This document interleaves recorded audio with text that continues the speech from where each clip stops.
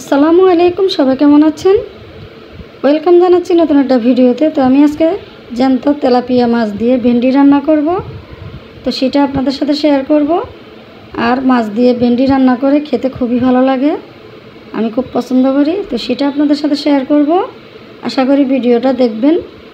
এরপরে মাছটাকে আমি কিছু হলুদ, লবণ, মরিচের গুঁড়া দিয়ে মেখে হালকা ভেজে নেব। এখন চুলা বসিয়ে দিয়েছি, বেশি একটা ভাজবো না। এরপরে ভেন্ডিটা আমি ভালো করে ধুয়ে পরিষ্কার করে কেটে নিয়েছি, সাথে একটা আলু দেব, আলুটাও কেটে নিয়েছি। এরপরে মাছটাকে আমি ভেজে নিয়েছি।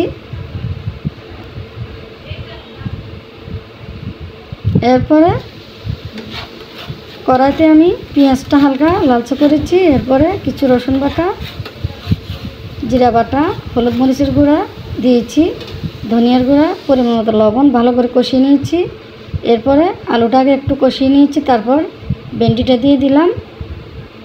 তো নেড়েচেড়ে কিছুক্ষণ কষিয়ে নেব। অফ ক্যামেরাতে কষিয়ে নিয়েছি। এখন কিছু পরিমাণ পানি দিয়েছি, তো এখন ভালো আসছে। আর ভেজে রাখা মাছটা দিয়ে দিলাম আমি। জলটা আর একটু শুকিয়ে নেব।